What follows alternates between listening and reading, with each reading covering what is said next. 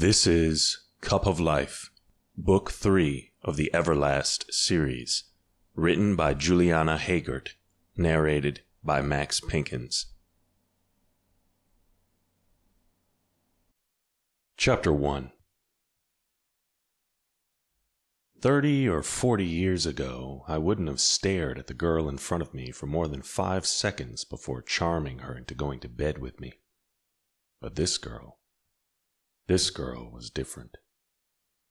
"I think that's everything," Nadine said, stepping out of the cottage as rock flew from the roof. It was early January. The lights around the cottage reflected off the 3 feet of snow and illuminated Nadine's long brown hair, tinting some strands bronze. Her hair, her dark green eyes, and her red lips contrasted with her fair skin. The only thought on my mind was that I had never seen a more beautiful girl in my entire life, and I had been alive for quite some time. Nadine approached me, and as it was every time she looked at me, I fought the urge to reach to her, to pull her against me, to kiss her, to... "It is everything, isn't it?" She glanced at the bags slung across my shoulder and the box in my arms. She held her sister's stuffed bunny in one hand and a duffel bag in another. We had been moving to our new location all day, making several trips to and from, and now we were the last ones here. "I think so," I replied, quietly glancing to rock hovering above our heads. "Ready?" She walked down the porch steps into the snow and turned to the cottage. Her eyes scanned it as if she wanted to take every little detail with her. She slung the duffel bag over her shoulder and flipped the collar of her jacket up. "It's odd. I feel like I should feel bad for leaving this place after fleeing so many others, after losing so many people." She sighed. "But I don't, and I totally should, especially after seeing the new place Ceres got us."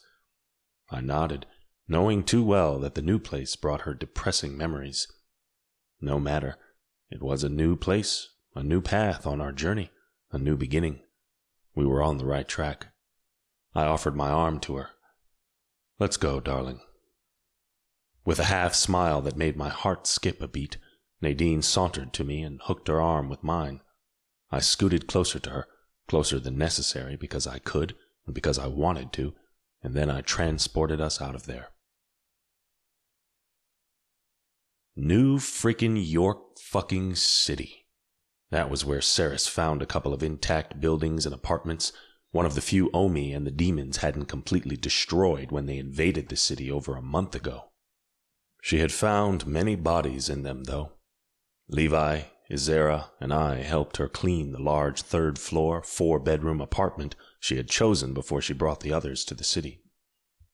"They will never look for us here," Ceres said, using her powers to scrub the walls clean of blood. She was probably right, but I knew Nadine wouldn't be okay with it. When we brought the others, Nadine didn't disguise her disgust, but made no other objections. She understood why Ceres had chosen this place, and she agreed with the goddess's reasons. Still, it wasn't easy for her. "Are you all right?" I asked, as we walked among the debris, rumble, and flipped cars that lined the area around the apartment. Ceres, Levi, Izera, and I had united our powers to build a strong ward around the place with a radius of 3 blocks. Then we cleaned paths that led to the building while moving bodies, cars, and broken glass out of the way. "I'm fine," she answered, pointing the flashlight to our improvised trail. She wrinkled her nose at the smell of the decay and avoided looking around too much. We arrived at the building, crossed through the front doors, walked up 3 flights of stairs, the elevator was destroyed, and opened the door to the apartment. It wasn't bad. A large living room with a fireplace, 2 sofas and 4 armchairs, a coffee table, lamps, and other decorative stuff, though most we had to throw away. Vases, pictures, paintings, rugs, pillows, all broken or tainted by blood, were now in the trash. Then there was a dining room for 10 and a fully equipped kitchen. There was an office and half bath in the front. Next to them was a corridor that led to 4 bedrooms, one being a suite, and 2 separate bathrooms. We had to replace most beds, comforters, and pillows, since those had also been destroyed during the invasion. We had to find generators and fuel for the electricity, and we had gone to a grocery store in Australia, so not to leave a trace around here, for food and drinks. We took all the furniture from the front office and transformed it into a gym. It was half the size of the gym we had in northern Greenland, but it was a place to burn some energy and stay sharp. Saris and Levi had chosen the suite. Apparently, they were mending things between them. Zelen and I were sharing one of the bedrooms, while Azera shared one with Keisha. Nadine had picked the spare room all for herself. Lucky girl. I dropped the box in the living room as Nadine walked to the door of her bedroom and stared at the inside. "What is it, darling?" I followed her gaze. The furniture we had found was simple. A brown wooden queen bed and matching nightstand, thin mattress, and a dark blue comforter. Nothing else. No curtains, no rugs, no decorations, no drawer, no dresser, the same as the other bedrooms. "It's so lifeless," she muttered. "If the bed was made of metal, I would think we were in a prison." A prison. That was what this was for her. This situation, this place, this war, the soul oath. Her prison. I leaned closer to her and kissed the top of her head, not sure what to say. She turned to me, with suspicion in her pretty eyes, as if she doubted my intentions. I guess she had no reason not to suspect my intentions. She once said she was tired of my mixed signals. I was too, but I couldn't help myself. I tried with all my might to stay away from her, to not touch her, not hug her, not kiss her. So far, I was failing. "Come on, darling. You love it when I kiss you." Teasing came naturally to me, and she actually reacted the way she always should react with me. Her brows nodded, and she dismissed me. I should have stopped there. I should have walked away and left her be. Instead, I nudged her arm with my elbow. "What?" "Nothing," she said, her tone indicating it wasn't really nothing. She sighed and stepped into her bedroom. "I guess I better—" She gestured around the room, and I had no idea what she meant. Nevertheless, I went along with it. "Sure, yeah." She closed the door in my face.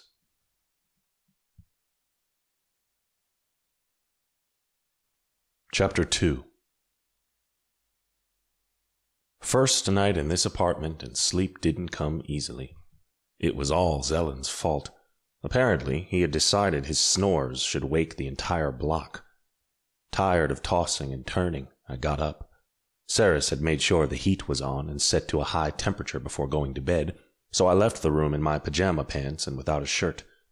Barefoot, I walked along the hardwood floor trying not to make a lot of noise. I halted when I entered the living room, not sure what I wanted to do. There was no TV, no radio, and no books. I could exercise a little. I guess burning some pent-up energy wouldn't be a bad idea, but I would probably make a lot of noise and wake everyone. In the end, I headed to the kitchen, grabbed a beer from the fridge, and sat on one of the stools around the island. I took a long swallow of the cold drink. Bah, I hadn't drank any beer in so long. In little over 3 months, actually, but it felt like years. The chilly liquid went down my throat, and I let out a huge ah of satisfaction. Damn, the thing was good. On instinct, my left hand went to the necklace around my neck. I was able to control this gesture when around others and when focused on something else. But alone, I always ended up touching it, which was ridiculous. It belonged to the human who had carried me for 9 months, the one who raised me as her child. In some twisted sense, I had been her child, and she had been my mother. For some reason, since restoring my memory, I was weirdly unsettled about my feelings for the humans who had been my parents. Until then, I had loved them. I had adored them. I wanted to avenge them, remember them, keep their tokens. Then everything changed, but I still couldn't take off this damn necklace. Nadine had been right, as usual, not that I would ever admit it out loud. To convince me to strike the soul oath with her, she tried to make me understand how much she needed to do something for her family by reminding me of my own. Back then, I would have done everything for them. Everything. That was why I ended up accepting the soul oath. Granted, when we made the deal, I was sure I could repress my feelings for her. I was sure she was nothing more than something pretty to look at. However, I was kidding myself because she had already reached deep into me, and I didn't want to admit it. Silly me, because now the time was passing. It was flying, and I didn't know how to fix this fucking oath. The problem was, I knew there was no fixing it. I didn't want to accept that, so I tried not thinking about it. I tried to not remember I had screwed up. I finished the beer and considered going back to bed, but decided Zelen would keep snoring, and I could use another drink. I threw the empty bottle in the trash and opened the fridge. I closed it when I heard mumbling. I kept still, paying attention to it. The mumbling sounded louder this time, and I followed it. I ended up facing the first bedroom's door, Nadine's. "No," I heard her voice through the door. "Oh, God, please, no." Knowing exactly what was going on, I swung the door open and entered the bedroom. "Nicole," she whimpered, thrashing in her bed. "No, no." I closed the door behind me and rushed to her side. "Nadine," I called her, touching her shoulder. "Wake up, Nadine." "Oh, God, Morgan." Then she screamed. I grabbed her up her arms and shook her, not too hard, but not too gentle either. "Nadine!" Her scream died out, and her eyes flew open. "It was just a nightmare," I said. Her lips quivered before she hid her face behind her hands. "It's okay, darling. You're safe." She shook her head. "But they aren't," she said, her voice breaking. For a moment, I was undecided about what to do. Just pat her arm, tell her she was okay, and leave? That would be the right action. I had to keep my distance from her. I groaned. Who was I kidding? I knew exactly what I wanted to do, and for once, I did it. I pulled back her comforter and slipped under it with her. She peeked at me through her fingers, and I held back a chuckle. I lay in her bed and opened my arms for her. "Come here." Her hands slipped away from her face, and she stared at me with teary eyes. "I'll take care of you. Come here." She scooted closer, turning her back to my chest and fitting her tight little ass on my hips. I took a hard inhale. By the Everlast. What the hell? This was paradise, and I was going to enjoy it. I put my arms around her waist, placed my head on the crook of her neck, and inhaled deeply again, savoring her sweet wild rose scent and her perfect warm body, clad in a skimpy tank top and shorts, pressed to mine. She sniffed, and I tried snapping out of it. "Want to talk about it?" "It was the same nightmare," she whispered. "But Morgan was there this time. He told me it was my fault, that I didn't give him time to change back." "Darling." I placed a soft kiss on her shoulder, and she shivered, shaking against me. I bit back a groan, desperate to jump on her, run my hands on her body, kiss her. I sighed, concentrating on her current problem. "It wasn't your fault. If you want to blame someone, blame me. You were trying to save me, and I'll be forever thankful for that." "I know, but it doesn't change the fact that I killed a human." I brushed her hair away from her face and back to the pillow under us. My fingertips lingered on her neck. "You'll be all right, darling. Everything will be all right." She took a deep breath, pulling my arm that was over her tighter. My hand, guided by her, landed an inch under her breast. I wasn't complaining. "I know," she said. "It's painful, but I'll make it. It won't be long now until the soul oath is complete and I'll have peace." I stiffened. Oblivious, she turned her head to me.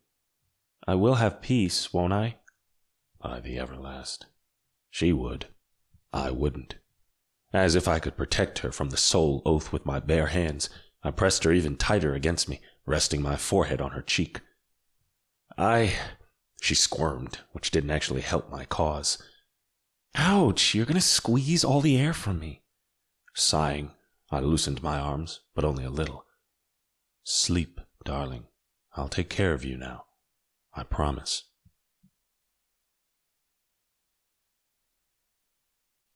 Chapter 3. I left Nadine's warm, soft body and her bed before she was awake. In fact, I got dressed and exited the apartment before anyone was awake. I hurried to the border of the wards, careful not to slip on the new snow. "Damn cold," I muttered, zipping up my leather jacket. I should have gotten something thicker, and maybe some gloves and a hat too. Fuck that. Where I was going should be warm. Once outside the shield, I transported to a forest. The scent of moss and wet leaves invaded my nostrils. Even before I could process, it was pitch black here. Wrinkling my nose because I hated those smells, I cast a flame of light over my palm and looked around.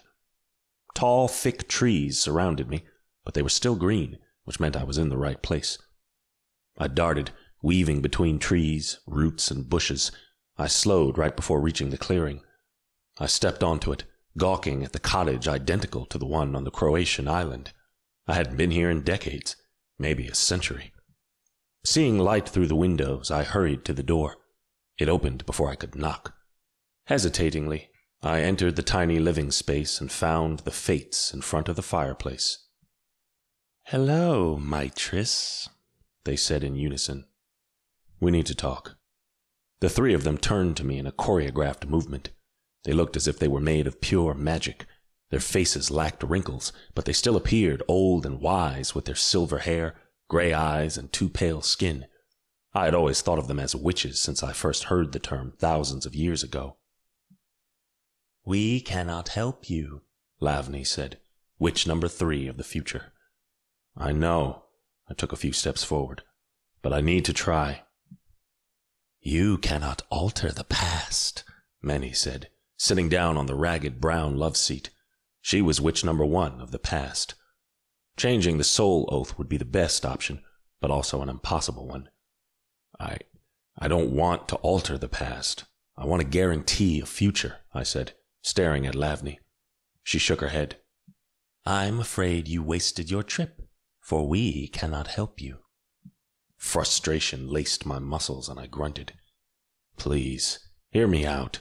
Talk to me if you can, but if you can't, just hear me." The three women exchanged deadpan glances. It got on my nerves. After a moment, they looked at me and nodded. "We'll hear you," said Nay, witch number 2 of the present, sitting on a short stool in front of the fireplace. "But we can't promise to do more than that." "It's okay." I stood at the edge of the living room, afraid if I got too close they would shut me down. I was a god, all right, but the Fates were the ones who oversaw it all, who knew it all. They might not create the future, but they could change it if they wanted, if they saw fit. "I'll take what I can." "Speak," Manny said. I took a deep breath. "I've made a deal with a human, a soul oath. She offered her life, her soul, in exchange for her wish. I plan on bringing her back to life after it's done." "You can't," Nay said. "The soul oath won't allow you to alter or break the deal, not even after it's done." I started pacing. All right. I had thought as much, but I needed confirmation. I hoped I was wrong. Seeing as I wasn't, I told them about Plan B. The water of the Lake of Life heals deities, right? So it should do more for humans, like grant eternal life. If I give her the water of the Lake of Life, she should be able to cheat death. "No," Lavny said. "That water is made for deities only. If a human drinks it, she'll die." "Wait, but Levi drank it." "For one, he drank a small amount, just enough to give him a little strength. Second, his body was human, but not his soul." There went my Plan B, along with any hope I had. "There must be something I can do," I muttered. Keeping my cool in front of the witches was harder than I thought it would be. "You shouldn't have accepted Nadine's deal," Manny said. "Now it's too late." Determination was a beautiful thing. I halted and stared at them. No, there must be something I can do. They looked at each other, and I knew I was getting somewhere. "Please, Nadine can't die. Not now, not ever." "Why?" Lavny asked. Why? The question caught me by surprise. I thought of her. I thought of Nadine, how beautiful she was, how her touch wreaked havoc inside me, how her kisses set me on fire. However, there was more to her than just the physical stuff. She was loyal, just, kind, dedicated, strong, and completely selfless. To me, she was perfect. Because you love her, Nay said.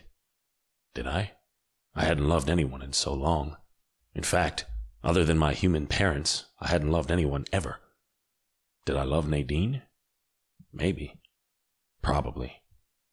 I just can't bear to think of living forever when she can't. My existence won't mean anything without her. Manny narrowed her eyes at me. And that's not love? Perhaps, I said. Why was it so hard to admit what I was feeling? What if she doesn't want to live forever? Lavny asked. Oh. I hadn't actually thought of that. I mean, who wouldn't want to live forever? Nadine, attached to her family the way she was, wouldn't. My shoulders sagged. Here I was, trying to find a solution for a problem that didn't exist. Damn it. But if I found a way of making her immortal, I could tell her about it. I could show it to her and ask her if she wanted it. Of course, I would try to sell immortality to her, even though I already told her it was lonely at times. But it wouldn't be lonely because we would be together. In the end, it would be her decision. I promise I won't force her, I said. Her rejection would hurt like the pit of fire in the underworld, but I would never force her into a life she didn't want. You shouldn't interfere with this, Lavny said. I don't care, I said, hearing too well the begging tone in my voice. Please, tell me there is an alternative. Tell me Nadine doesn't have to die. The Fates looked at each other again. Manny and Nay rose from their seats, and the three of them joined hands, closing their eyes. They were communicating, seeing the future, or whatever else they did before reaching a decision. They opened their eyes and stared at me. There is a legend, Nay said. My heart raced at her simple words. Thousands of years ago, Manny started, a human found the lake of life. She was about to drink from the water, expecting to find immortality, when a lesser god, one of the lake of life protectors, entered the cave and saw the woman. He told her the truth. She was a simple human, and because of that, she would die after drinking the water meant for gods. However, the protector became instantly enchanted by the beautiful woman and promised her he would find a way to make her immortal. He took a golden cup and filled it with the water from the lake of life. He went on a difficult series of quests.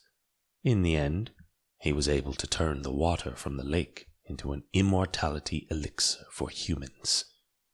A glimmer of hope bloomed in my chest. Wait, what was this difficult quest? What did he do?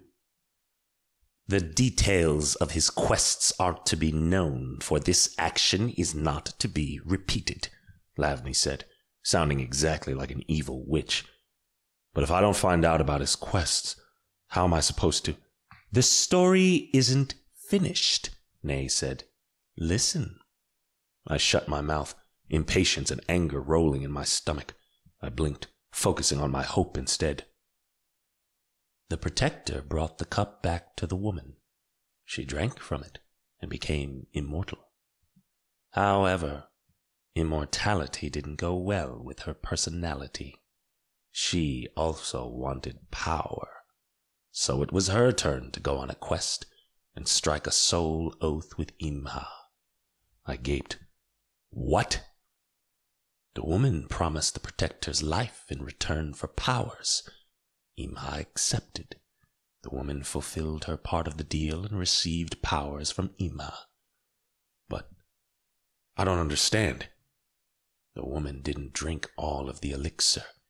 It is said she still has the cup and the immortality elixir. She calls it the cup of life, and she offers it to whoever wants it. The glimmer of hope became a bright light inside me. So, it's simple.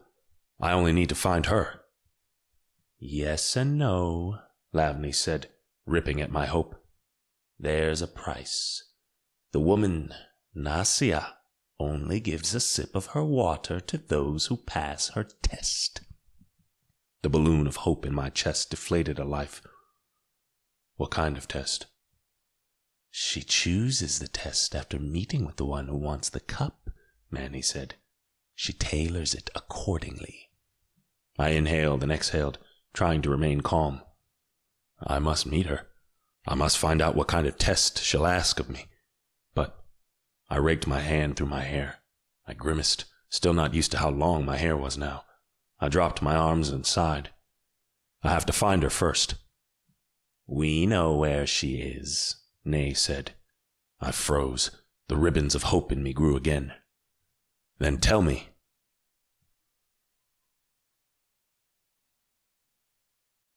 Chapter 4. I was ready to leave the Fates' cottage and go directly to Nausea. However, I had a duty to my creed, so I transported back to New York to talk to Levi, Ceres, and Azera. Besides, I already missed Nadine. I could use one of her smiles before leaving to face the mysterious test. Fuck. She probably wouldn't smile at me since I sneaked out of her bed before she was awake. Or maybe she would smile, glad I had been gone. She complained about my mixed feelings more than once, but she also sent me mixed signals. One minute she was allowing me to get close, and the next minute she was clipping my wings. I knew I shouldn't advance on her, but whenever I threw caution out the window and tried to get close to her, her mood was hard to read. Before entering the apartment, I sensed Nadine and Keisha training in the improvised gym. Damn, I would never get past them unnoticed, and I needed to talk to the other gods first. I sent a quick mental message to Levi. Arriving. Meet me in your room with Ceres and Azera. No one else. You aren't in trouble, are you? He asked, invading my mind. Not yet. By the Everlast. Then he was gone. Taking a deep breath, I stepped into the apartment. As I suspected, the gym's door was open. Nadine, in tight yoga pants and a cropped blue bra top that did nothing to hide her gorgeous curves, and Keisha sparred with wooden swords. I stopped for a second, admiring the view. Nadine was getting better at combat, her movements fluid and sure, her posture and footwork nearly perfect. Her hair, pulled up in a ponytail, swished around her back, a wave accompanying her elegant moves. She was a vision, and I was wasting time. Shaking my head, I silently closed the front door behind me and started walking to the corridor. Zelen appeared from the kitchen. Morning, Lord Mitris. Oh, fuck. Nadine's arm went slack, her eyes shifting from her opponent to me, and Keisha almost hit her on the chest with her sword. What the? Keisha followed Nadine's line of sight. Her eyes widened and she bowed. Lord Mitris. I groaned on the inside. How I hated these formalities. Morning, I said, nodding at them. Nadine didn't say anything, but she didn't need to. I saw the hurt flashing in her gaze before she put on a steel mask. She held my stare, trying to prove to me she didn't care. Mitris, Levi called me from the corridor. We're waiting. Right, I said, averting my eyes. I followed him down the corridor and entered his bedroom. Ceres sat on the edge of the mattress, and Azera took the chair in front of the vanity. What is it? Ceres asked, always to the point. Well, how to start it? What the hell? I was wasting time. A month ago or so, I made a deal with Nadine, I blurted out. A deal? Levi asked, sitting beside Ceres. I took a deep breath. A soul oath. What? Levi shouted. So that's the deal I heard you two talking about at the volcano. Levi turned to her. You knew about this? Azera shook her head. No. I heard Nadine and Mitris talking about a deal. I never thought it could be a soul oath. What did you promise her? Ceres asked. And what did she promise you? Her face was deadpan, but her tone betrayed. She was worried. After her family died, Nadine didn't want to live anymore. She even asked me in a teasing manner if I could kill her. But she wasn't teasing. She needed a reason to live, and she found one. She would learn how to fight and help us defeat Imha because she wanted a better world. Her motivation? After we win the war, I'll bring her family back to life in this better world. I paused, finding it hard to continue. And she offered me her soul in exchange for theirs. Levi cursed. Azera puffed, and Ceres looked at me with hard eyes. You did what? No, you're not that stupid. You didn't accept it, right? I told you I made a deal with her. Yes, I accepted, but I thought I could find a way around it. You know, being the god of the dead and death and all. I sighed. But it isn't that simple. I went to see the fates this morning. By the Everlast, this keeps getting better and better, Levi muttered. I told them everything the fates told me, about how I couldn't undo what the soul oath had done, how the water of the lake of life wouldn't cure her, and about the legend of the cup of life. I'm going to Nasia's island, I said. Wait a minute, Levi said. I don't think I heard you right. You're going to risk your life for a human? I frowned at him. I thought you were all about humans. I am, but you aren't. Weren't. What is it? A knowing smile adorned Ceres's face. Oh, but Nadine isn't any human to you, is she? I closed my mouth and held her stare. No, she isn't. Besides, I'm a god. I can't die. That's not true, and you're proof of it, Azera said. Yeah, but I came back to life. At what cost? Azera shifted her gaze to the dark world outside the window. We don't have another 30 years to wait for you. Moreover, the fates confirmed your soul was lucky for awakening inside a human body. Next time you might not be lucky, and your soul could be lost forever. She's right, Levi said. You know that in order to have a well-balanced world, we need all of us, together, alive. I know. I can't let her die. I just can't. I'm not sure about this, Levi said, shaking his head. Irritation swam where hope had been a couple of hours ago. What is your problem? You're against it because you had a thing for her? Now that she kicked your ass and you went back to Ceres, you want her dead. Is that it? Mitris? Ceres called, a warning in her voice. You're taking things too far. Levi raised his hands, palms to me as if offering peace. Peace my ass. I don't wish anything but the best for her, but it was her wish. She wants to die. You should respect that. If it was 4 or 5 months ago, if she still cared about you the way she did then, would you respect her wish? He stared at me, but I could see the conflicted emotions in his eyes. Azera spoke up. Let's just say you go to Nasia.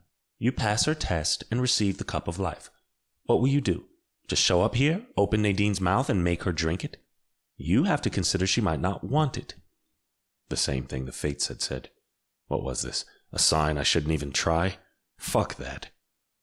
I know, I said. I'll bring her the cup of life and tell her what it is. I'll tell her she'll be able to live while her family is alive and... But after her family has died of old age or sickness, Sarah said, do you think she'll still want to live then? I don't know, I shouted. Remembering the others could possibly hear us, I lowered my voice again. I guess I'll talk to her about all the possibilities and hope she chooses to drink from the cup. Meaning, you're hoping she chooses you, Levi added. I glared at him, ready to jump at his throat. Ceres rose. You've changed, Mitris. These past few months you've changed a lot. I can't believe I'm saying this, but it is a good change. I attribute that change to 2 things, your human family and Nadine. If she can touch your heart like that, make you a better god, a more just and kind god, then you have my support. Go forth, bring the cup of life back, and convince her of joining us in eternal life. We all stared at her. Along with my bugged eyes, my mouth hung open. Everyone is surprising me today, Levi said. Ceres had her half smile back. After knowing Nadine for over a year, I can attest she's a good person. A great person. It saddens me she and I aren't friends anymore, and she only puts up with me for the war's sake. Hopefully, she'll accept the elixir from the cup of life, and I'll have more time to earn her forgiveness. Holy fuck. I almost asked Ceres to repeat all that so I could record it and play it back to Nadine. If I was surprised, she would have a heart attack. It's not a question of who she is, Azera said. She seems like a great person, yes. But is she worth Mitris risking his life? No hesitation here. Yes. His mind is set, my sister, Sarah said, her eyes on me. He's telling us out of courtesy, just so we know where he'll disappear to. He's going no matter what. We better support him now. Wow. Way to leave me speechless. And here I thought Ceres could be as evil as Imha sometimes. Perhaps I was wrong. Levi sighed. When are you going? Now, I said, as soon as I leave this room and say goodbye to Nadine. Azera stood and patted my shoulder. I'm not against this adventure, but I'm not in favor of it either. Just make sure to come back in one piece. I nodded. Levi grabbed my hand and shook it. If this is what you want, then I'll respect your choice. Good luck, my brother. My brother? I hadn't heard that in centuries. With a small smile, I shook his hand back. I looked at the three of them, relieved they understood me, and energized they supported my decision, even if they didn't agree with it. As odd as it was, they were my family, and their support did matter.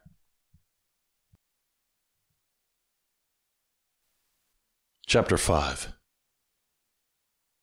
I rushed out of the bedroom and into the living room.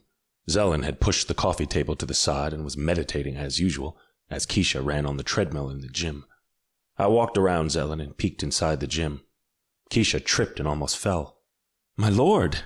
She bowed her head in an awkward way so as not to trip again. You're alone here, I said. It wasn't really a question since the room wasn't that big and I could see every corner of it. Yes, Nadine left a few minutes ago. I glanced back to the corridor. Nadine's bedroom door was open. If she had been there, I would have noticed when I walked past it. Do you know where she is? She mumbled something about fresh air and stomped out of here, Keisha panted. Thank you. I hurried out of the apartment and flew down the stairs. I opened the building's front door, stepped out, and bumped into her.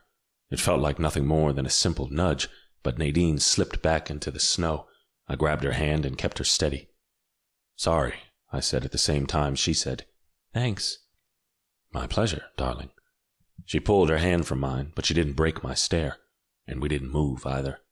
Her cheeks were flushed, her ponytail was half undone, and small fluffs of snow covered her hair. By the Everlast, she was pretty, beautiful. I could stare at her all day. She shivered. She had a heavy jacket on, but apparently it didn't do much as she was shrunk under it. I stepped aside. Get out of this cold, darling. Pressing her lips into a thin line, she entered the building, shivering. If you're still cold, I can warm you up. I wiggled my eyebrows at her, trying one of my old tricks. I figured remaining the same cocky guy would be welcome. Not so much. Shaking her head, Nadine started walking to the stairs. No.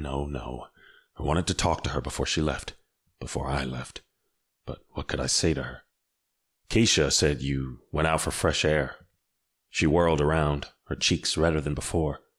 Yeah, not a good idea, considering everything smells rotten outside. I chuckled. She didn't. In fact, she had a wary look on her face. I wanted to erase that wariness. Do you have something to say to me? She held her chin high and buried her hands in the pockets of her jacket. I opened my mouth to answer, but she was faster. Keisha told you where I was, so I'm assuming you asked her, which means you wanted to talk about something. Her irritated tone wasn't good on her. But it seems you didn't. She turned to leave, and I stood my ground. Wake up on the wrong side of the bed, darling? Going up a few steps, she mumbled a response, something about alone and cold. I rushed to her side, skipping a couple of steps to get to her faster. What? What is it? She kept on climbing the stairs, her jaw tight. I stepped in her way. Talk to me, damn it. She stared at me, an annoyed knot between her delicate brows. Talk to you? I thought there was no talking here. You know, you come to my bed, sleep beside me, kiss my shoulder, breathe on my skin, but talk? No talk, because you were gone in the middle of the night. Is that what this is about? You're mad at me because you wanted me to stay? I leaned over her with a sneer. You missed me in your bed, darling? She punched my chest with more force than necessary. Your cockiness was cute a while back, but now it's starting to irritate me. I advanced, going for the same step she was on, but she retreated. "What do you want from me?"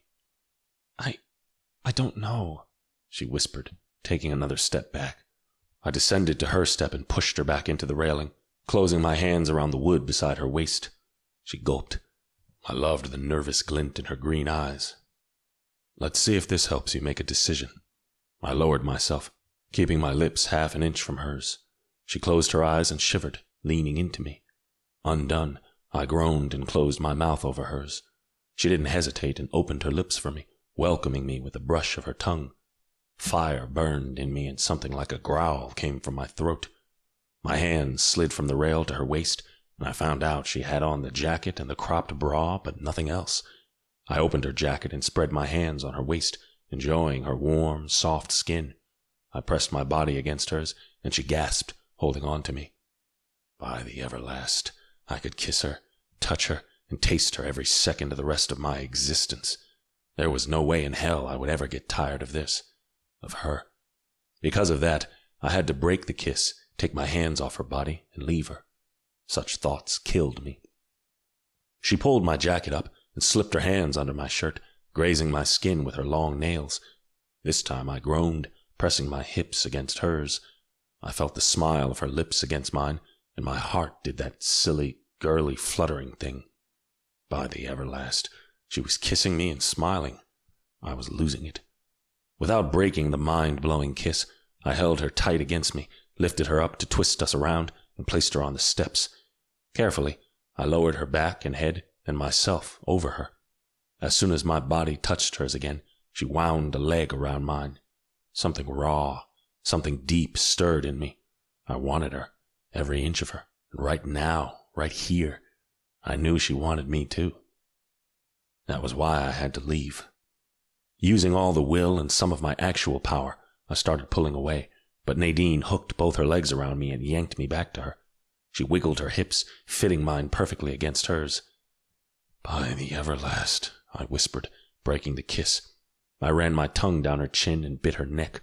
She cried in my ear, driving me crazy. A vivid picture of her, naked under me, moaning and gasping, invaded my mind. There was nothing else I wanted more in life than to be with her, please her, make her moan, make her smile, love her. Love her. I pushed against the stair and stood up. She stared at me with big eyes as I retreated down the steps until I was on the ground floor. Red rushed to her cheeks and she sat up, pulling her coat tight against her. Nadine, She raised a hand. Don't bother. Blinking her eyes furiously, she stood and turned her back to me. Nadine, I need to go now, but I'll be back. Sure, she said, her tone sarcastic. Darling, I'll be back. She paused on a step and glanced over her shoulder, wiping a tear from her cheek. Fuck, I made her cry. She obviously thought I was ditching her. Again. If only she knew how much it killed me to leave her. If only she knew I was leaving her for her own good. Don't ever call me darling again, she said through gritted teeth. Then she hurried up the stairs. I stayed there, watching her until she disappeared into the third-floor hallway. If I succeeded or not, I wasn't in a rush to see exactly how I was going to fix the shit I had buried myself in.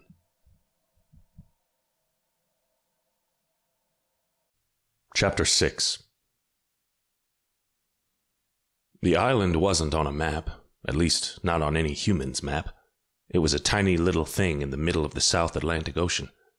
At least it wasn't as cold here. I transported myself to it and ended up on a long wooden dock that reached deep into the sea. Torches lined the beach, shining upon the white sand and casting eerie shadows over the crashing waves. Taking off my jacket, I walked down the dock, approaching the beach. My wariness was on high alert, ready for any booby traps. I could feel the power of the island. I knew the test was coming at any time. I halted at the end of the dock and scanned the sand. No booby traps, no attacks, no sound, nothing.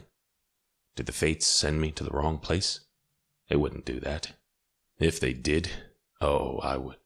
Lord Mitris, welcome, a sensual voice said.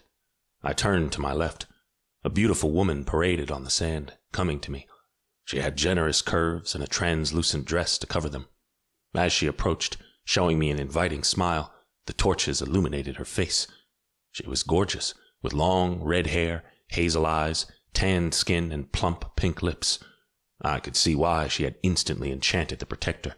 The woman exuded sex, and she definitely looked like she was going to try to trick me. Let her try. "Nasia," I said, stepping on the sand. She stopped in front of me, and I confess it took every ounce of my will to gaze at her eyes and her eyes only. Her smile widened. She reached one hand to my shoulder and sauntered around me, her fingertips touching me at all times, her honey scent wrapping around me. "I don't receive many visitors," she meowed, "and the few visitors I have are usually humans who mistakenly stumbled upon the legend of the Cup of Life, or lesser gods, trying to achieve more." She halted before me again. "I never thought I would see one of the Almighties at my humble place." Almighties? That was what they called us? I shook my head and concentrated. "Is it true you still have the elixir of immortality?" "Yes," she purred. "What do I have to do to get it?" "Why would you want it?" How insolent. A lesser deity questioning me. "It's none of your business." "Ouch!" She recoiled, feigning to be hurt. "I like it." I counted to 7 before asking again. I would have gotten to 10 if it weren't for my lack of patience. "Will you tell me how to get to the Cup of Life?" "Lord Mitris, I heard stories about your beauty, your confidence, your—" She ran a hand down my chest. "Masculinity, and I must say I'm not disappointed. In fact, with the current guarded expression you carry, and the taut muscles on your arms, I'm enthralled." I wanted to reach to her throat and squeeze the crap out of her. "Nasia, I'm here for the Cup of Life, and only that. Now, tell me where it is." She tisked. "You're not fun." She retreated a short step. "It's here, on the island." "But you can't simply take it. There are spells around it, preventing anyone from getting too close, even almighty gods. You won't get within a mile of it if you don't pass my test." I inhaled, bracing myself. "What would be my test?" She leaned closer, blinking her eyes at me, grin widening. "Sleep with me." The woman was delusional, clearly. "What?" I asked, taking a step back. "A second ouch!" Nasia waved her hand as if she had burned her fingers somewhere. "Oh, Lord Mitris, you make me sad. You're the only man who has held on this long without looking at my body and drooling, and now you seem appalled by my simple test. You should have seen the tests I offered to others." She stepped closer again, purposely brushing the side of her hip on my thigh. "You're getting it easy and good, I promise. I'm not that ugly. You can't tell me you don't want it." I closed my eyes and inhaled deeply. No, she was not ugly. In fact, she was the opposite of ugly. Her voice, her eyes, her posture, everything about her screamed sex. Yes, I wanted to have sex. Who didn't? I had gone a long time without any release, and I wanted it badly. But when I closed my eyes, the one I saw brushing her body against mine, touching me, squirming under me, and gasping in my ear was Nadine. Only Nadine. I opened my eyes and stared at Nasia. "You're crazy if you think I'll accept it." It was a bold move, but I didn't have too many options here. "A third ouch." My, oh my, Lord Mitris. I like you more and more by the second." She turned away and stopped again several feet from me, posing her body in a way that flattered her curves. She pouted her lips and batted her lashes. "Unfortunately, that's the way it is. Your test is to sleep with me, to pleasure me." My jaw tightened. I couldn't do this. I would never forgive myself. Nadine would never forgive me. However, if I didn't sleep with Nasia, she wouldn't let me have the Cup of Life, and leaving without it wasn't an option. "A question," I spoke up, and she perked. "I thought your tests would be challenges, physical or mental. Sex is pleasure. Why that?" She blinked at me, apparently pleased with my question. "One, I can't leave this island, and I don't get many visitors. After so many nights using only my hands, I'm bored. I want something new, something better, and you are definitely that." She licked her lips, her eyes scanning my body. "You're more than that." Then her smile turned evil, and I saw a little of Imha in her. "Second, it is a challenge, isn't it? I can sense it, you know. Your heart. It belongs to someone. A human, I think. That's why you are here. You love her so much, you decided to come here and face whatever test I imposed on you. And yet you're hesitating, proving that sleeping with me is indeed a challenge." Fuck. She couldn't be more right. I could easily say yes and be done with it in 20 minutes, or less, taking into account how long it had been since the last time I had some. So simple. Do it, turn my back on this woman, grab the cup of life, and leave. Go back to Nadine and offer her the elixir. She would never know. But I would. Still, if I said no, I would go back empty-handed. Nadine wouldn't live forever. In fact, she wouldn't live another month, depending on how eager Ceres was to defeat Imha. And I couldn't deal with it. No fucking way. Nadine couldn't die. Not now, not ever. I wondered what Nadine would do in my place. Being kind and loyal, she would never accept this test. She wouldn't betray someone she loved like that. She would put her love above everything else, and then she would find another way. Because Nadine was fantastic, and she always found another way. And if Nadine was here with me, if she knew how much I cared for her and her feelings for me were mutual, if she knew about this test, she would tell me she would rather die than have someone she loves betray her. She would smile at me and tell me we would try to find another way, and if we didn't, she would die in peace. But until then, we wouldn't rest until we found another way. Could I find another way?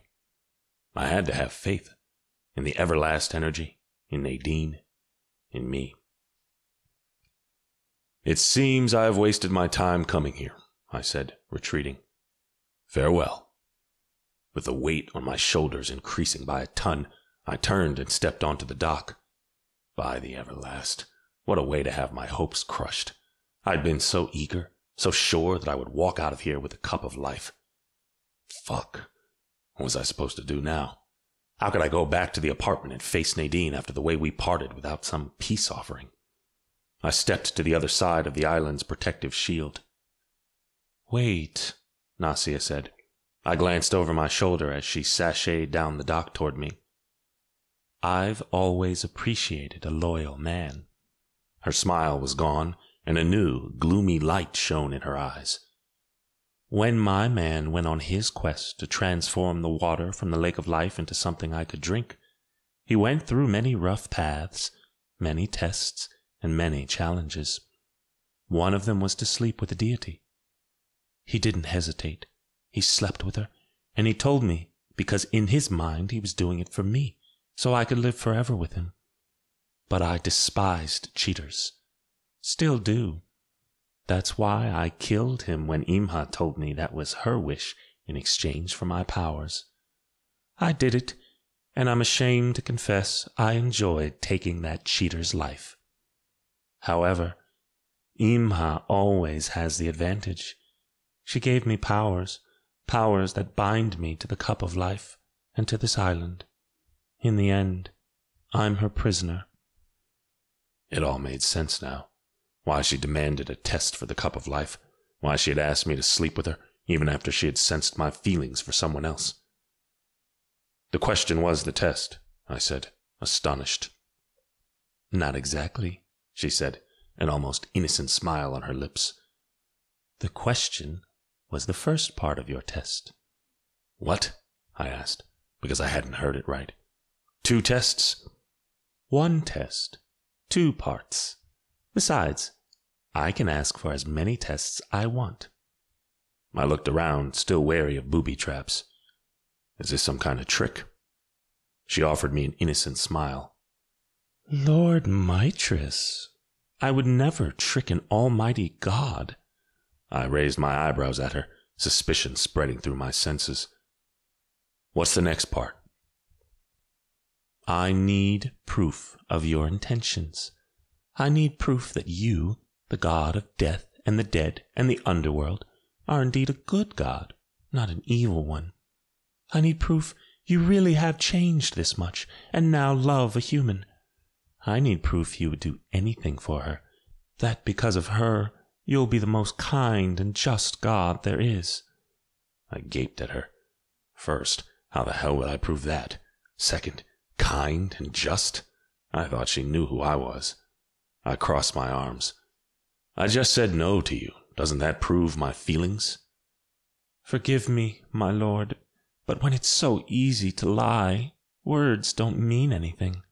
I need to see it, to feel it. And how are you going to do that? It would take a little trip inside your head. What? I need to see your thoughts, search your memories, feel what you felt. I ground my teeth. And you have the power to do that? I have the power to do whatever my tests require of me, she explained in a proud tone. So, Lord Mistress, will you let me perform the second part of your test, or not? I didn't want this woman probing my brain, looking into memories and moments I wasn't proud of. Once she saw my past and how evil I was, I would fail the test. I knew it. However, that gave me a chance. Maybe she had an evil bone in her. After all, she did kill her lover for power, and searching my past, maybe she would sympathize with me. If I denied her access to my mind, it was a certain fail. Sighing, I uncrossed my arms. Yes.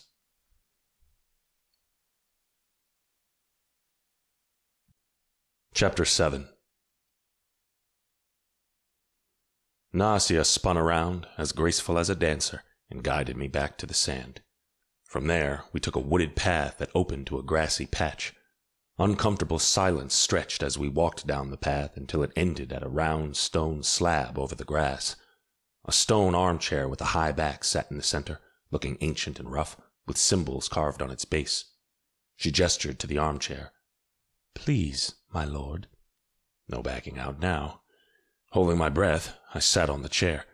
I braced myself for something, a prickling, a jolt, an energy rush, but nothing happened. I glanced at Nausea. What now?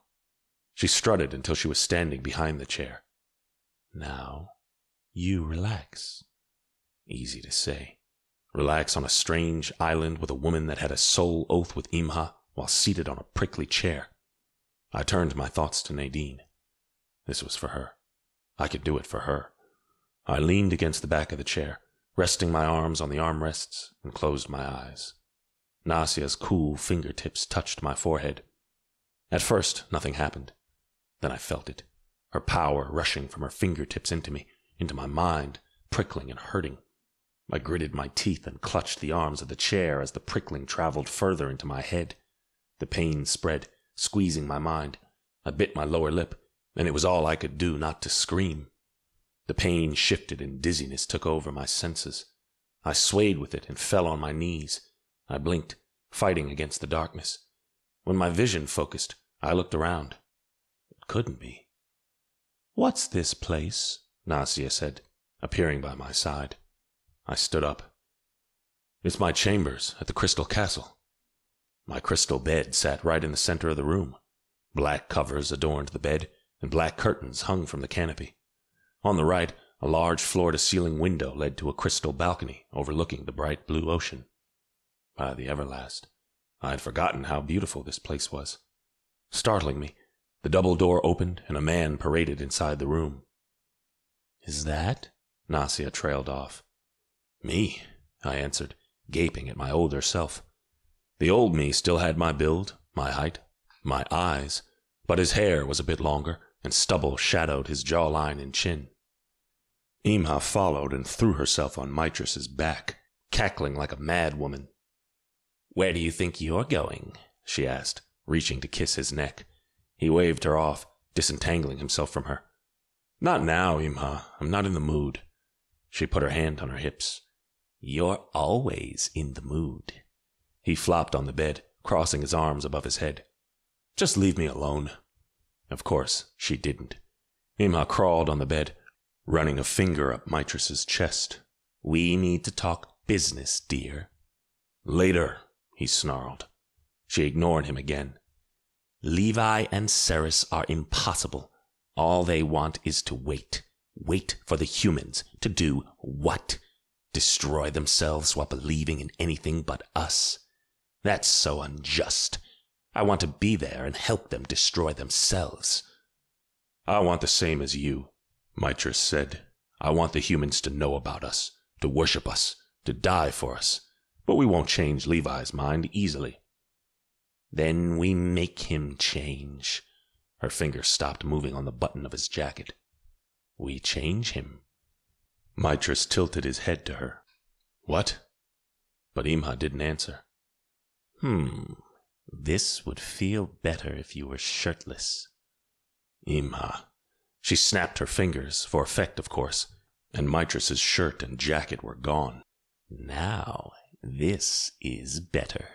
She straddled him, running her nails around his muscles. Why are you fighting this, dear? You like it. She dipped into him and licked his nipple. Groaning, he clasped her wrists before sitting up. You're impossible. She leaned to him, hovering her lips an inch from his, and whispered, The way you like it. He kissed her, and then flipped her on the bed, trapping her under him. Disgust and nausea swirled in my stomach, and I shifted my weight, knowing exactly where this was going. By the Everlast, I didn't want to see this. So, you and Imha, huh? Nausea said. I heard rumors of her and Omi. She also had affairs with Omi, I said through gritted teeth. Can you control this freaking thing? Without answering, Nausea took my hand, and everything around us became a blur for 2 seconds before settling in another place. We stood to the side of the throne room at the Crystal Castle. Omi was seated on his throne, with Imha on his lap. They were kissing as if there was no tomorrow. I'm sorry, Nausea said. I shook my head. Good riddance. Yeah, that was my thought now, but I remembered what I thought then. I glanced to the doorway leading to the private chambers. As Mitress walked out of the corridor, his gaze found the lovebirds going at it on a throne, and he halted. His expression changed from shock to anger, and I could still remember his feelings. Jealousy. Pure jealousy, but not because he loved Imha. He didn't. He never did. But because he wanted to be the best and the first. He wanted to be everyone's choice for anything. And right now, Imha was with Omi. She had chosen Omi. And that hurt Mitress. He marched back into the corridor, and Nausea took my hand again, changing the picture. We were still in the Crystal Castle, but it was dark out, and soft light emanated from the crystals, creating a comforting place. Levi sat on his throne, and Mitress paced around the fountain. You never listen to me, Levi sighed. I do listen to you, but you forget we are a team. I don't decide anything, not alone, and neither do you. Then we must talk to the others, decide on something, Mitress said. How many times am I going to have to tell you before you do something, before you urge the others to do something? The humans are losing their faith. They don't believe in us anymore. Most don't even know of our existence. I'm well aware of that. Are you? I don't think you are, because if you were, you would be doing something about it. Without the humans' belief, our powers will lessen, and their precious world will suffer for it. Is that what you want? Levi rose to his feet. Of course not. But we can't just parade through their cities, expecting them to wrap their heads around the fact that an entire creed of gods and goddesses actually exist. Like you said, most of them don't even know of our existence. That action would cause too much damage, and we can't afford that. Mitress halted. What do you suggest, then? I don't know, brother. I don't know. You're losing your touch, Levi. You're growing weak. Keep this up, and soon we'll be lost forever. Mitress marched out of the throne room, and Levi sunk back on his throne. From another door, Ceres strolled into the room and sat beside Levi, taking his hand in hers. "We'll fix this, my love." "I know. I just wish Mitris could see that.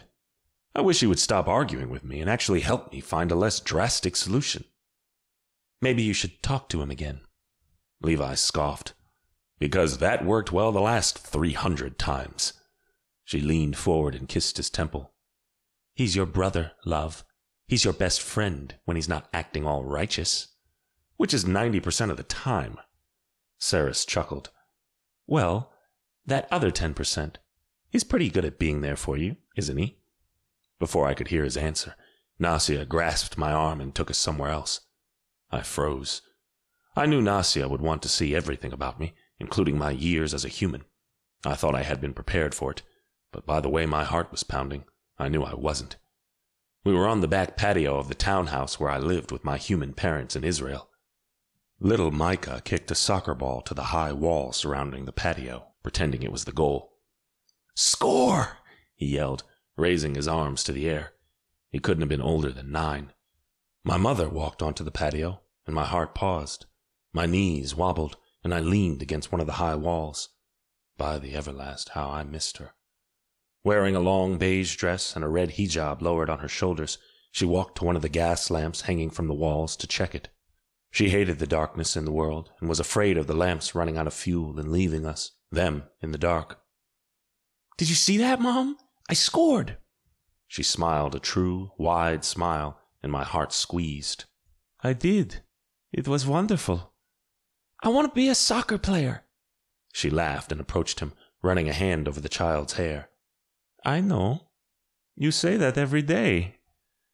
How old do I have to be to join the country's team?" "Older," my father said, appearing from inside the house. Like my mother, he was smiling at me. Oh, by the Everlast, this was too much. My heart and my soul couldn't take it. I underestimated the effect these images would have on me. From the corner of her eyes, Nasia watched me, her expression deadpan. "I'll be older tomorrow." "Indeed," my mother said, leaning down to kiss the top of my head. My father stopped by her side and put his arm around her shoulders. She leaned into him, and he kissed her cheek. Meanwhile, little Micah's attention was back on his soccer ball, and he prepared to kick it again. My mother turned around, scanning the patio for something, and then I saw it. A necklace around her neck. At home, she wore it over her clothes. When out, she tucked it in. I lifted my hand and pulled the necklace from under my shirt, squeezing it in my palm. "Does it mean something?" Nasia asked. My first thought was not to answer her, but she was here judging my past, and perhaps any information would help. My father gave it to my mother when I was born. She leaned closer to look at it. Odd shape. Not once you see what it actually is. A twisted, closing heart with a smaller heart inside it. I pointed toward the sides of the bigger heart, closing over the smaller one. My father said the bigger heart was for their love, and the smaller heart was me. I was surrounded by their love. The back of my eyes burned. Fuck. I focused on the child, who was cheering a new goal, while my mother and my father clapped at him, encouraging him to do it again. Pride shone in their eyes and their smiles. I felt their pride rushing into me, warming my core. Without warning, Nasia closed her hand on mine and took us out of there. I opened my mouth to protest, but closed it when I looked around. 18-year-old Micah was crouched along a wall in a dark alley, a hoodie over his head, shaking like bamboo in the wind. Pain coursed through my chest. I remembered this moment. It was right after my parents were killed, right after I killed the men who had killed them. I couldn't go home, not yet, because I would expect to see my parents there, and I would break down once I realized they were never coming back. Micah looked at his hands with disgust. A groan escaped from his throat, and he knelt, bending his torso forward and punching the ground. The flap of wings echoed through the alley, and he shot up, scanning the area. Rock came into view, slowly approaching Micah, who seemed wary of the bird. "Shoo!" he said, waving the raven off. However, Rock was stubborn, and kept advancing until he landed on Micah's shoulder. "A raven on my shoulder," he snickered. "That's random." Rock, though, seemed completely at ease. Micah stared at the bird. And I remembered this part as if it were yesterday. Rock's name popped in my head, as if I could remember him. Rock. Hello. I'm Micah. Rock cawed, and Micah smiled. The bird cawed again, and again, and again, this sound becoming more urgent. Then the raven flew up and around him. "What is it?" he asked, watching as the bird revolved above his head. "Stupid," I muttered, watching the entrance of the alley, knowing what came next. Screams sounded outside the alley, becoming louder with each passing second. Then a girl entered the alley, running and screaming. "Help!" she yelled. Micah watched her, paralyzed. "Help!" she yelled again, running to him. He looked up, sensing an aura for the first time, not knowing what it was, not understanding what the fuck he was feeling. I looked up too. There wasn't anything to be seen there, not with how dark the sky was. The girl kept coming at him, but before she could get too close, a shriek resonated through the air, and a giant bat fell over the girl, pinning her to the ground with its sharp talons. It opened its wings wide and bared its teeth into a snarl. The girl screamed. I took 2 steps toward the demon, before remembering I couldn't do a damn thing here. I turned and saw Micah still frozen in place. "Wake up, stupid," I said to myself, as if I could change the past. The bat lowered its mouth toward the girl's face, and finally Micah moved. He grabbed a piece of broken wood from the ground and advanced toward the demon, shaking and nervous. "Get off her," he said, sounding more confident than he felt. I knew that. But it was too late. The bat had already sunk its teeth into her shoulder, and its claw tore at her stomach. Micah took 2 more careful steps, and the demon stopped ravaging the girl's body, lifted its head, and stared at him. The demon tilted its head as if it also didn't understand what it was feeling.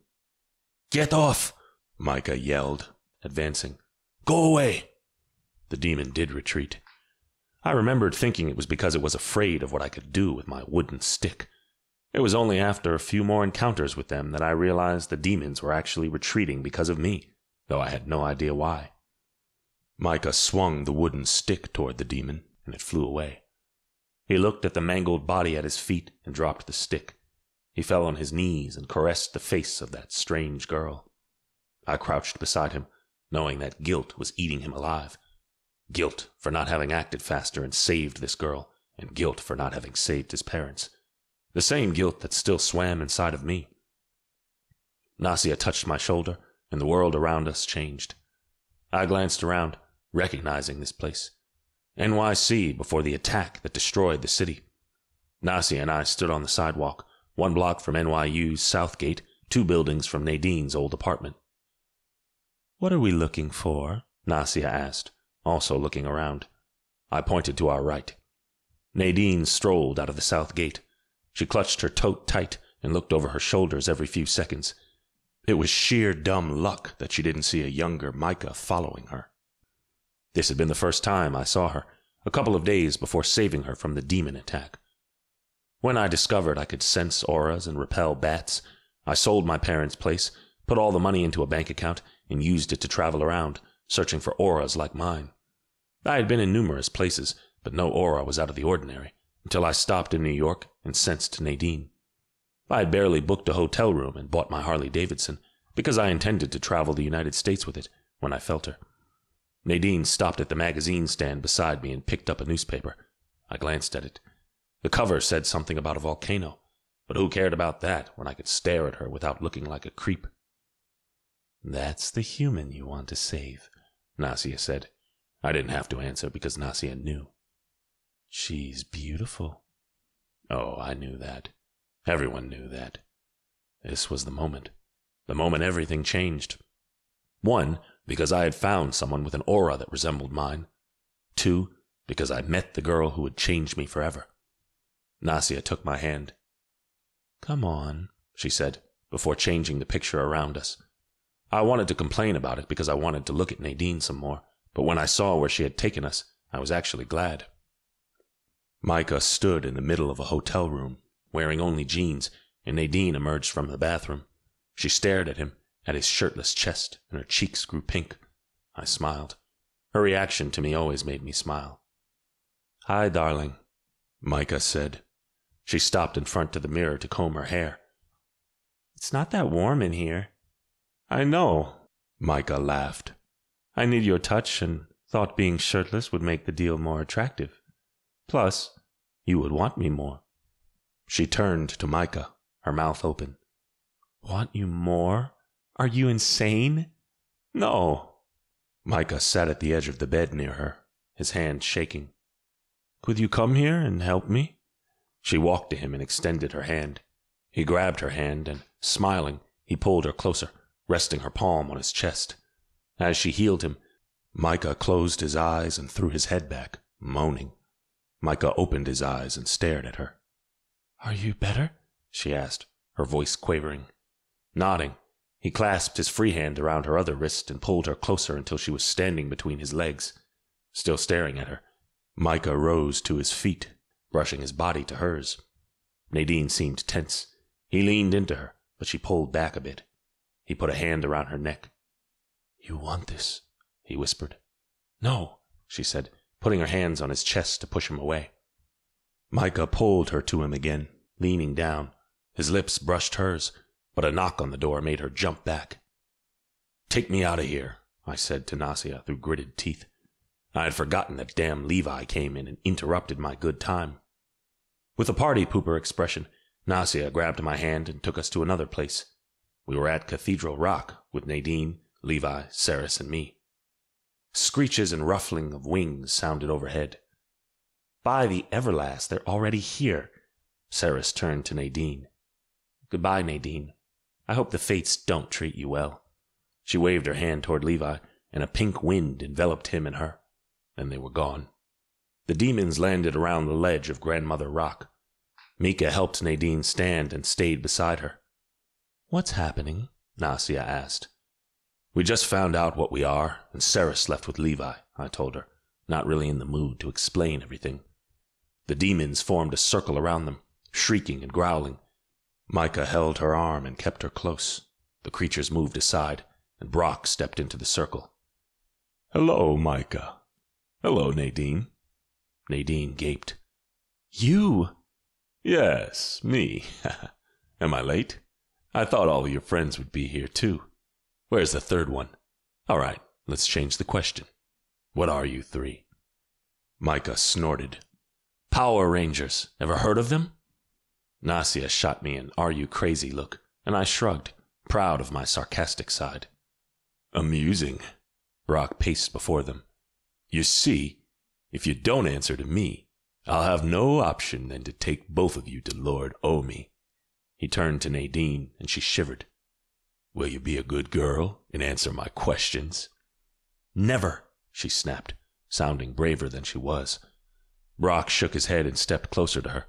Micah put himself in front of her and snarled, "Leave her alone." Once more, Nasia glanced at me, something like surprise in her eyes. "I'm afraid we're going for a ride." Brock snapped his fingers, and the demons advanced. Micah fought the demons off as best as he could, but there were too many. Soon he was overpowered, and Nadine was pulled away from him. "No!" he cried. I didn't even feel Nasia's hand on mine until everything around us shimmered and changed. The other me paced around the conference room in the shelter in northern Greenland, while Saris and Levi sat around the table. 2 days, Micah said. 2 fucking days since Omi took Nadine. Do you have any idea what they could be doing to her? Oh, by the Everlast, I don't care. I'm going. The other me marched to the door, but Levi stood and spoke. "Calm down, Mistress. They probably want information, and to get it out of her, she must be alive." Micah glared at him. "You mean they must be torturing her?" Levi averted his eyes. Saris stood then. "You can't march in there, Mistress. That would be suicide. Do I look like I care?" The same frustration and powerlessness I felt that day rushed through me, and I leaned against the wall, hating to relive those days. Nasia glanced at me. "I care," Levi said. "We can't lose you. The Creed can't afford to lose you. We'll find a way." "I have an idea," Saris said. Nasia extended her hand to me, and I took it. The picture shifted. We stood in the shelter's gym, watching as Nadine and the other me made out on the floor. Lust rippled through my body, along with an urge to punch the guy that was touching her right now, even though I knew this was a memory, and I was the guy. Oh, fuck. I had touched her. I had felt her. I had kissed her, and she had kissed me back. She had touched me back. Micah thrust into her, and she moaned. By the Everlast, I would lose it right here. Then when she reached down to his waistband, he pulled away. "What was that?" Nasia said. "I thought you loved her." "I was trying to stay away from her," I confessed. "She deserves much better than me." She really did. I was a messed up man with a bad past, and I would never be able to make up for everything. She deserved to be with a man who was as perfect as she was. With a smile, Nasia touched my arm. The gym disappeared, giving way to the cottage on the Croatian island. The other Micah burst through the door, carrying Nadine in his arms. This was right after the battle in the volcano. Morgan had stabbed Nadine, and she was still bleeding. Levi gestured to her bedroom. "Lay her on the bed." Micah did as instructed. "Now, give me space." He scooted back but didn't leave the room. "No, I want to help. I want to—" "Mistress," Levi put his hands over Micah's shoulders. "You need to calm down, and I need space to work on her." Keisha appeared at the door.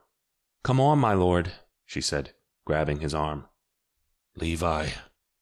"I know," he said. "Don't worry. She'll be fine." Nasia stepped closer to me and clasped my hand. "Last stop," she said, as the image changed. We were in the living room of the Croatian island cottage, and Nadine was on the porch, buried under a blanket and hugging Pinky. The other me spied her through the window, thinking about her birthday gift. She had been so happy about it, and I had been happy to be able to do something nice for her. "Lord Mistress, you surprise me with each memory," Nasia said, smiling. "What do you mean?" "While I'm in your head, I'm not only seeing your memories, I can see what you're thinking, too, in the present. While we went through all those memories, I saw them and felt them. I felt whatever you were feeling at that moment, and I was feeling what you were feeling now, while watching it again." "Wait, what? Then why were you asking me questions?" With a knowing smile, she extended her hand to me. "Come on." Hesitantly, I took her hand.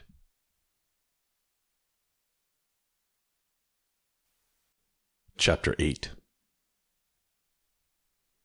My head spun, and the darkness along the edges of my vision slowly retreated. "Lord Mistress," Nasia called. The spinning was gone, and my sight sharpened. I straightened my back, sure I would have an eternal back problem after sitting in this chair. Nasia stood in front of me, her hands clasped together. "So?" "During the first part of the test, I wasn't sure if I believed your words. That's why I asked the second part." I already knew that. "Okay." "I felt everything the past you and the present you felt, and I must say I'm impressed.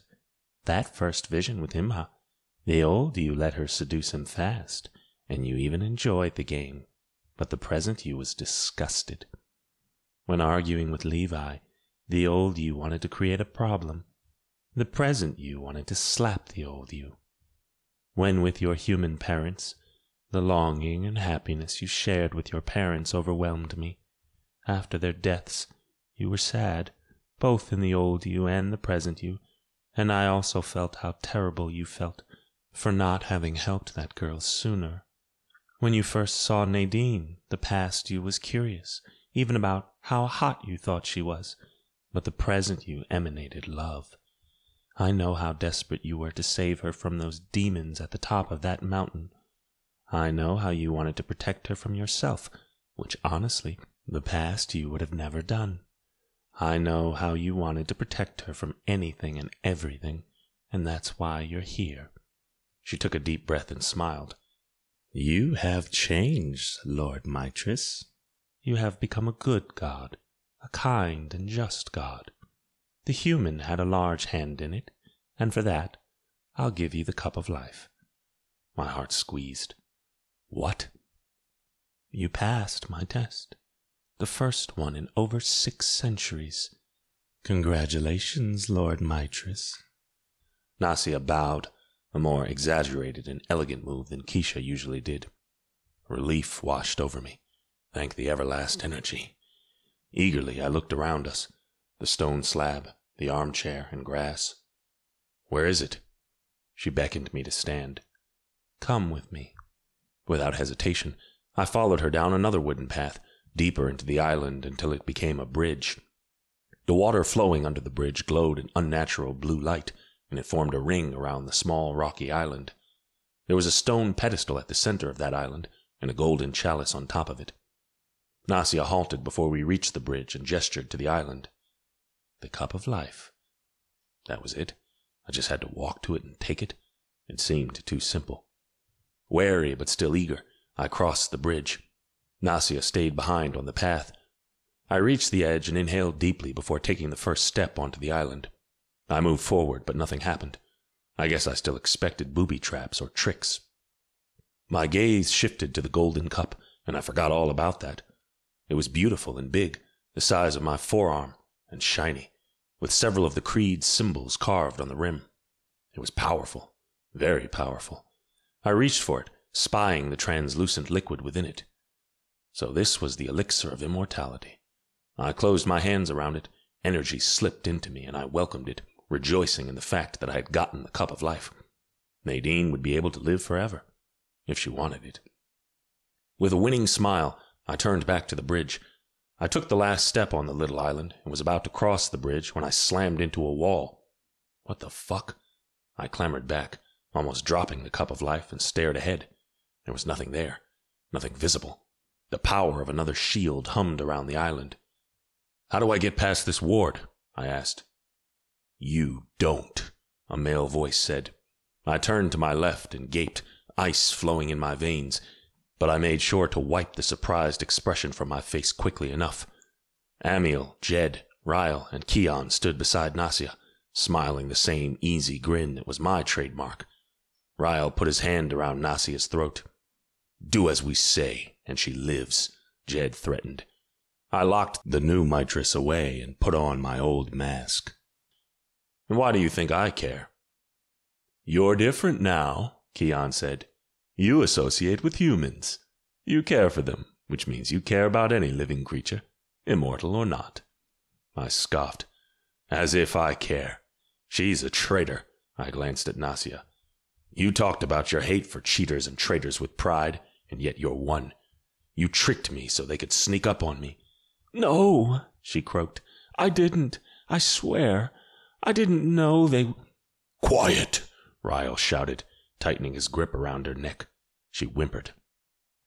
We've tricked the both of you, Amiel explained. We came here 2 weeks ago.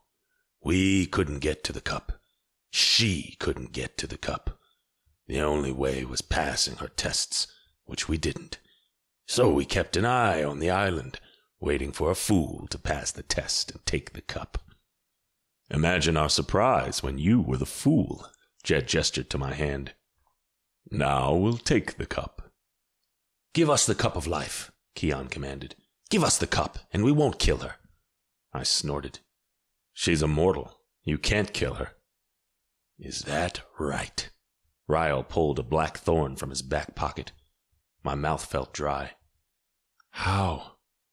We stole it from Imha, Amiel said, sounding proud. During one of her invasions. She was too busy fighting nymphs, and we were able to snatch it. With over a dozen of them, she surely didn't even notice. They had me trapped, and they had a black thorn. Fuck, this wasn't looking good. I scanned the surroundings. There wasn't much to the island. The bridge, the wooden path, the large grass area, then the rocks and beach. I just had to cast a big bolt with enough energy to stun them, find a way of breaking the shield, run to the dock, and disappear. Easy enough, if it weren't for the fact that I didn't know what or who was holding the shield up. Mitris silent? Jed teased, making a doubtful face. That's new. See, he is different, Keon said. I ignored their comments and asked a burning question. What do you want the cup of life for? It's actually a funny story, Amiel said, grinning. We planned on offering it to you, so you could give it to that little human you're infatuated with and gift her with eternity. Really? And what would you demand of me? Ryle spun the black thorn around his fingers, and Nasia watched him with big, scared eyes. She didn't dare to move. Kill Levi, he said. What? And make sure his soul doesn't come back, Jed added. That would mean the end of balance. Forever. There would be no way of restoring the creed or peace in the world. Imha's chaos would spread and infect everything, everyone. No, that couldn't happen. I still had one advantage here. I was trapped within a shield, but the cup was in my hands. They would have to bury that black thorn deep in my chest to pry it from my fingers. I needed a plan. I squared my shoulders. I'll do it. Amiel tilted his head with suspicion. If it was 30 years ago, I would have dropped the shield at once and let you go, no questions asked. But you've changed. You're not the same Mitress we knew. How can you guarantee us you'll do it? So he was the one holding the shield up. I kept on my poker face. I hate the guy. Levi thinks he's all that just because he's the center of the creed.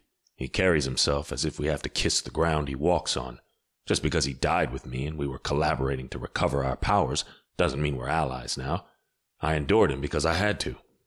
The four of them exchanged wary looks. I didn't think they were buying it. That's not enough, Keon said. We need proof or physical guarantee. I knew what he was asking. To leave the cup of life with them until after I had killed Levi. They were backing me into a corner, and I had to break free before it was too late. My eyes met Nasia's. She was vulnerable here, and I couldn't guarantee her safety. I hoped she sensed my intentions and was ready for it. She gave me the slightest nod. You cowards, she said, drawing the Death Lord's attention to her. I cast a black bolt and threw it at them. The bolt hit Amiel's back and Jed's side, causing them to fall over Ryle and Nasia. She yelped, scooting away. I extended my hand forward, half expecting it to bump the invisible wall again. But it didn't. The wall had fallen with Amiel. I clutched the cup of life tighter and raced across the bridge, firing bolts at Ryle, who chased after Nasia, and Keon, who turned to me with a death stare. He produced a ball of energy, but I had already thrown mine. It exploded on his shoulder, and he staggered back. I cast a shield between us and kept on running, with one thought on my mind: reach the edge of the shield. Nasia shot up and ran, but she didn't get too far as Ryle cast chains around her legs. She fell on the grass again. Something tugged inside me, something similar to sympathy. I slowed down and, using magic, undid the chains around her and tied them around Ryle. He broke the chains in no time and turned to me, allowing Nasia to run away into the darkness of the island. Keon broke the shield. Jed stood up, grunting from my shot, and Ryle actually growled, charging me. Fuck. The power in me demanded I turn and fight like the real god I was, but that would be foolish. I had to stun them again, throw them off, and keep running until I was on the dock. If I tried to fight, I would spill the elixir or lose the cup to them, options I didn't want to consider. I hurried along the path, sensing the three of them coming after me, hearing their groans and heavy footsteps. I was already on the sand when one of their bolts hit my leg and I tripped. My blood turned to ice as I focused on the cup, holding it up while I fell on my knees. A drop swished over the edge. Damn it, I cursed, scurrying to my feet. I tossed a bolt back, not really aiming, just hoping it hit one of them, or all of them if I was lucky enough. It wasn't my day. They dodged the bolt, slowing down a bit, and Jed lost his balance for a second. Then they were at it again. Fuck. I stepped onto the dock, and the swoosh of a bolt flying past my head made me stiffen. They were close. Too close. I hurried my steps. Something hot burned my back. A bolt. I staggered forward, focusing on the cup. Another bolt exploded on my shoulder. I fell forward, and the cup flew from my hand. I saw the golden cup clambering on the wooden boards, and the liquid splashing all over the deck into the ocean. Panic gripped me, but the cup didn't hit the ground. It literally flew. I dragged myself to a half-sitting position. Ryle used his powers to control the cup. No, I muttered. I cast the same spell and fought for the cup. From the corner of my eye, I saw Keon producing a bolt to hit me, so I put up a shield. His bolt exploded on the shield, breaking it and shaking the dock. Another bolt of energy came through the broken pieces and hit my shoulder. Son of a bitch, it burned. Pushing it back, I lost my hold on the cup, and Ryle grasped it. My heart stopped. No. "It's ours now," he said, rather proudly. Grunting, I stood. "Hand it to me. That's an order." They laughed as Amiel appeared from the end of the path, limping. "See, Amiel," Keon said. "Mitris ordered us to hand the cup of life to him." Without a word, Amiel conjured an energy ball and flung it at me. With my hands free, I conjured my scepter and used it to put up a wall, but it was gone the moment the ball touched it. Then Ryle cast a bolt, Jed fired another, and Keon threw a fourth one. I cast shield after shield, waiting for an opening to toss one of my bolts, but 4 against 1 wasn't fair, even if I was more powerful than they were. With the scepter, the shields were stronger and held a little longer, for 3 or 4 bolts, allowing me to fire some of my own. However, I had 4 opponents, and they didn't stop moving, making it hard for me to aim and hit. I moved too, but forward because the only way to recover the cup of life would be getting to them. The 4 of them cast one big ball of energy and sent it at me. I conjured a wall, but the bolt broke and it still kept coming, exploding on me. Air squeezed out of me and I flew back, hitting my back on the hard wood several feet away. I groaned as pain spread through my back and chest. I blinked, willing the dizziness away, but instead of the dark sky, their 4 faces hung over me. Keon, Ryle, and Jed held my arms and shoulders, and Amiel kicked my scepter away. Amiel crouched over my legs, taking the black thorn from Ryle, and turned his dark expression to me. "Not so tough now, huh? If you hadn't been so worried about leaving, you probably could have taken the 4 of us out before you lost the cup. You are powerful enough, but leaving was more important, right? So you could go to your human. Guess what? We've got the cup of life now." He whirled the black thorn in his hand. "And you're going to do what we ask, or your human will never hear about the elixir of immortality." He lowered his hand, placing the tip of the black thorn over my heart. "And we'll tell Levi you've been plotting with Imma against him, again." I jerked, trying to get rid of Ryle, Jed, and Keon, but Amiel pierced the tip of the black thorn into my skin. A scorching pain spread from my chest to my heart, my lungs, and my throat. I gasped as the burn took over me, burning like liquid fire. My vision blackened and my senses fade. No. Desperation clutched at my heart. "Kill Levi," Amiel said, somewhere out of the darkness surrounding me.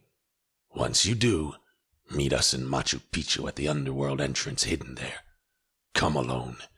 We'll give you the cup of life, and then you'll be able to be with your human forever."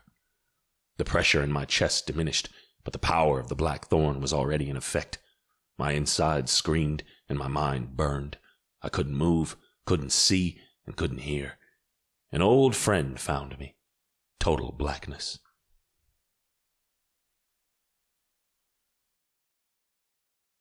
Chapter 9. Groaning, I rolled on my bed and buried my face in the pillow, trying to avoid the bright sunlight. Sweet honey scent teased my senses. I stiffened. Honey? Sunlight? I sat up on the mattress, groaning once more when pain shot through my chest. What the hell? The blanket slipped from under my arms, and finding myself shirtless, I saw a small black dot over my heart and several lines spreading from it, as if someone had tattooed a small spider web on my chest. I touched the web and remembered. The island, the test, the cup of life, the Death Lords, the black thorn. Oh, fuck. By the Everlast, I had failed. I had gone to the island, and I had passed the test. I had held the cup of life just to lose it. That couldn't be true, because if it was true, it meant Nadine would die soon, and that was unacceptable.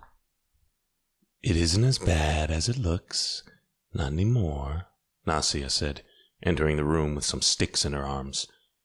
"If they had pierced it any deeper, though." She had another transparent dress on. To avoid looking at her, I scanned the place. We were in a large room with beige stone walls, high ceilings, and round columns. There were chaises, pillows, and rugs everywhere. A fire pit roared in the center of the room. That was my sunlight. "Where are we?" I asked. My chest prickled, and I rubbed it. Damn thing. Nasia threw the sticks on the fire. "My home. It's on the other side of the island." Then she turned and sashayed toward me. She sat on the mattress, and, uncomfortable with her nearness, I swung my legs to the other side, but groaned when a new pang burned my insides. She rested her hand on my arm. "Take it easy, my lord. You had a rough patch." "I need to go. I still should be able to track them, to find the trace of their aura and follow it. Lord Mitris, you've been unconscious for 3 days. I froze. "What?" She nodded. I thought you wouldn't make it, but finally, yesterday, you started healing. Wouldn't make it? What the fuck? That little prick almost killed me. I didn't know the black thorn could be used like that. I didn't either. She reached to the small table beside the mattress. "The Death Lords left this with you," she said, taking the black thorn from the table. Ignoring the pain, I jumped to my feet and put some distance between us. She looked hurt. "If I wanted you dead, I wouldn't have treated your wounds. In fact, I could have used this the moment the Death Lords left." It made sense, but it was hard for me to come to terms with it. After all, she was holding a black thorn. I sat on a chaise several feet from the mattress and raked my hands through my hair. What would I do? I couldn't kill Levi. It would mean the end of the world, and I wanted a world, a better world, a safe world, where Nadine could live forever. But she couldn't live forever without the cup of life. I couldn't go back to NYC and face them both, knowing I had to pick between them. A new weight fell on my shoulders, and I sighed. "I have something that will make you feel better," Nasia said, standing up. Was she talking about her and her sensual body? No, thank you. I was already in too big of a mess. I had no mind or will for another. Surprising me, she walked away from me. She picked a silver bowl from a corner and brought it over. She knelt before me, handing me the bowl. I closed my hands around it and felt what it was. Water from the underworld lake. "Yes," she said, retreating to the mattress. "It was a gift from Imha, like a compensation for making me a prisoner of this island." She gestured to the bowl. "You can watch over your human. Seeing her will probably make you feel better." "She's not my human. She's a person, owner of herself. Though, with the soul oath, I was her owner, actually. What a mess." "You love her," Nasia said, a tint of jealousy in her tone. I didn't answer, mostly because I didn't want to share my feelings with her. Instead, I focused on the water and called upon Nadine. A black shadow covered the water, spinning in a whirlwind and revealing Nadine. She was entering the gym where Keisha exercised. She wore black yoga pants and a pink bra top, similar to the ones she had on when I last saw her. Her hair was still loose, falling in a wave down her back, the way I liked it. Keisha stopped whatever she was doing and smiled. "Finally? I thought you were going to stay in your bedroom until after we won the war." 3 days of sulking was too much, Nadine said, pulling her hair up in a ponytail. "I'm back to myself now." Wait, Nadine had been in her bedroom? For days? Because of what? "She's beautiful, even though she looks sad," Nasia said. She was beautiful, and she did look sad, and frustrated, and pissed off. "Next time, slap some sense into me and don't let me waste 3 days for nothing." "Ha! I might enjoy that." Keisha went back to her exercises. "Hey, Lady Zara came back a few hours ago. She's talking to Zelen now about something related to forests and nymphs. I think she may have found another ally." She shrugged. "And Lady Ceres and Lord Levi are still out." Nadine started on stretching exercises. "Searching for other gods?" "Yes." Keisha pressed her lips into a thin line. "They also hope to find Lord Mitris." Nadine stilled. Keisha took a step toward her but stopped. "Tell me what happened. Why you were so mad and depressed after he left that you closed yourself in your bedroom for 3 days." I sucked in a sharp breath. She did what? Because of me? I don't mean to pry, but every girl needs a friend. You opened up to me before. Know that I'm here for you when you want to talk again, about anything." Nadine resumed her movement. "Thanks, but I'm fine. A man who makes a girl cry doesn't deserve her tears." "So he did make you cry?" Keisha asked. Nadine shot her a killer glance. Sorry.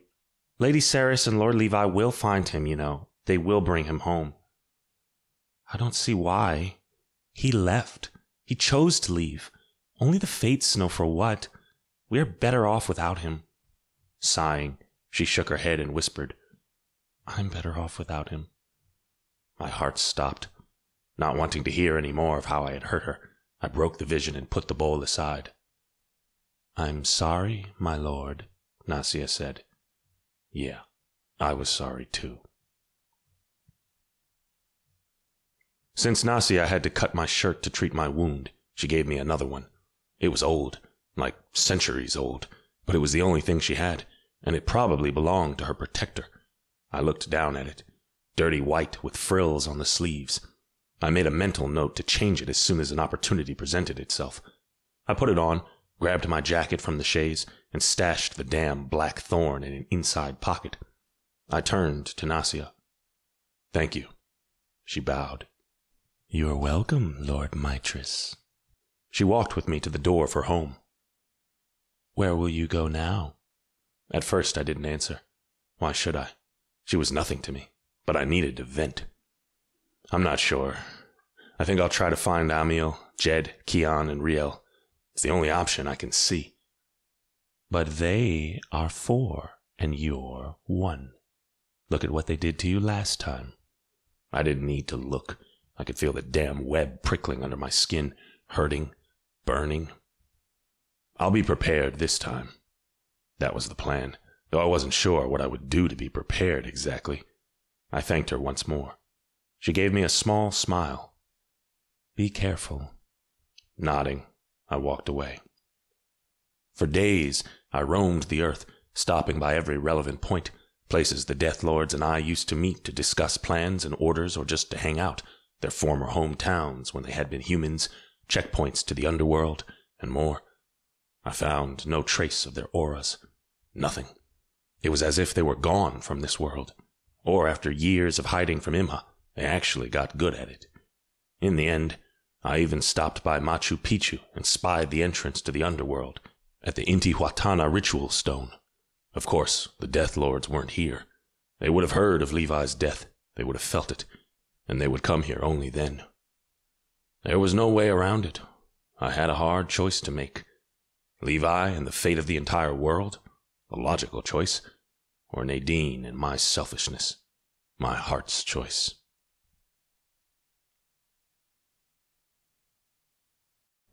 This was Cup of Life, Book 3 of the Everlast series, written by Juliana Haygert, narrated by Maxx Pinkins.